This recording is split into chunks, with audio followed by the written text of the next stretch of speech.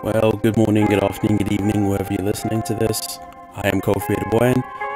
Don't ask me what time at night it is, because let's just say I'm going to bed right after this. But this is day 2 of our reading through Thomas Brooks challenge.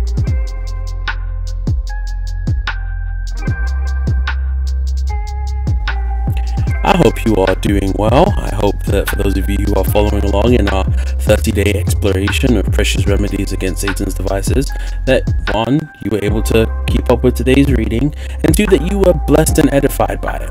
Hey, if you are tracking along with our little reading program, why not leave a comment down below so that we can hear from you and say hi? And if you aren't in our Discord server chat already, where we've been discussing the book and having a great time, hey, you got time to join us. Link will be down below in the description. For today's reading, we basically took a deep dive into device number 1. You remember that yesterday we kind of introduced the book and we got into a discussion of what device number 1 was. That device 1 was this idea of Satan presenting the bait and hiding the hook. Presenting the bait and hiding the hook. And we just kind of introduced what that idea was and what it meant. And really in today's reading, we just did a deep dive into what that means, and more importantly, what are the God-given remedies for it. So let's jump into today's reading. The first remedy that Brooks gives us is that we are to, as he puts it, keep at the greatest distance from sin and from playing with the golden bait that Satan holds forth to catch us. He says that we are to keep at the greatest distance from sin and from playing, with the golden bait that Satan holds forth to catch us. To make this point, he says that we should abhor sin, we should hate it. And he cites Romans chapter 12 verse 9, which says, I'm reading from the Christian Standard Bible, let love be without hypocrisy, detest evil, cling to what is good. The word detest is the same word that Brooks in his translation of the Bible uses for abhor, that we should hate it, that we should have a revulsion for sin that borders on a hatred for it. Listen to what Brooks says. He says the Greek word that is here rendered abhor is very significant. It signifies to hate it, as hell itself, to hate it with hatred. Yikes. Think about that for a moment. That we are to view our sin with what to some eyes would look like hatred. That is a very deep way to look at sin. He goes on and says this: it is our wisest and our safest course to stand at the furthest distance from sin, not to go near the house of the harlot, but to flee from all appearance of evil. Citing both Proverbs chapter 5 verse 8 and 1 Thessalonians 5 and verse 22. You know, we've all just come out of the pandemic and all of those issues, and you could see the diligence with which people ran from any potential infection. And essentially, Brooks says we should view sin with that kind of eye. That rather than running headlong towards it, we should run headlong away from it.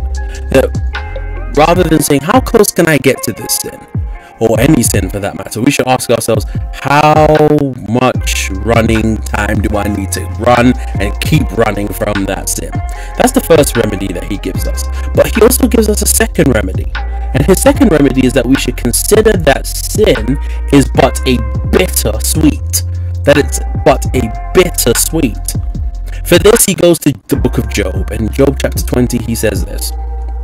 Job 20 from verse 12 through 14. Though evil tastes sweet in his mouth, and he conceals it under his tongue, though he cherishes it and will not let it go, but keeps it in his mouth, yet the food in his stomach turns to cobra's venom inside him. And from this, Brooks lifts the point that sin may sound pleasurable in the moment, sin might look great when you get started, but here's the thing. You may partake of that sin, but eventually the end result of it is only going to be bitterness and what Job describes as the venom of the cobra. We all know what venom does. Not the kind of thing you want to slip into your coffee on a Monday morning. Brooks says, many long to be meddling with the murdering waters of sin, which nourish not, but rend, excuse me, rend being the idea of it to tear up or to, to basically damage, but rend and consume the belly and the soul that receives them. When the asp stings a man, it does first tickle him so as to make him laugh, gets to the heart, and then pains him more than it ever delighted him.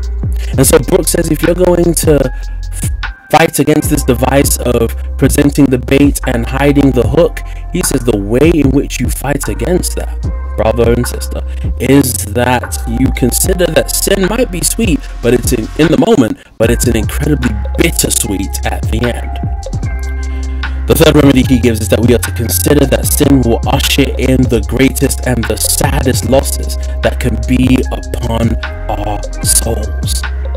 When you think of the ruin that sin brings, it ultimately ought to sober us up against any dalliance with sin. It shouldn't make us want to, oh, I can try that, it's not going to harm anything in the long run. Actually, in the long run, it will actually give us the greatest ruin of all. And finally, he says that we should consider that sin is of a very deceitful and bewitching neighbor. One of my favorite phrases, I use it all the time, is the idea of selling somebody a dream. Selling someone an idea that it looks like this, but in practice, actually, it's this. And Brooks basically says that's what sin does. That sin looks nice, it looks great, but actually, it's casting a spell on you almost. Listen to this. Sin so bewitches the soul that it makes the soul call evil good and good evil, bitter sweet and sweet bitter, light darkness and darkness light. You know, as I read this passage, it sort of reminded me of a passage from one of my favorite New Testament books, the letter to the Hebrews. In Hebrews chapter 3 and verses 12 through 14, in fact, hold that thought, I'm going to open up on my iPad. Okay, Hebrews 3, 12 through 14 should be up on your screen now. Watch out, brothers and sisters, so that there won't be in any of you an evil, unbelieving heart that turns away from the living God. But encourage each other daily while it is still called today, so that none of you is hardened by sin's deception. For we have become participants in Christ if we hold firmly until the end the reality we had at the start. The author of the Hebrews says in verse 13 that sin has a deception, that sin has an ability to lie to us. And he says, listen, don't be caught up by sin's deception. And that's really what Brooks is getting at as we round the plane of this section that we looked at today. He says, listen, sin is deceiving, it's bewitching. And since sin is deceiving and bewitching, you need to be smart and make sure that you're not taken in by the spell, as it were. Well, as we conclude today's video, I want to give just a couple of applications that I got from looking at these remedies. I think the first thing I saw was that we are called by Brooks to view sin from God's perspective, not our flesh's perspective.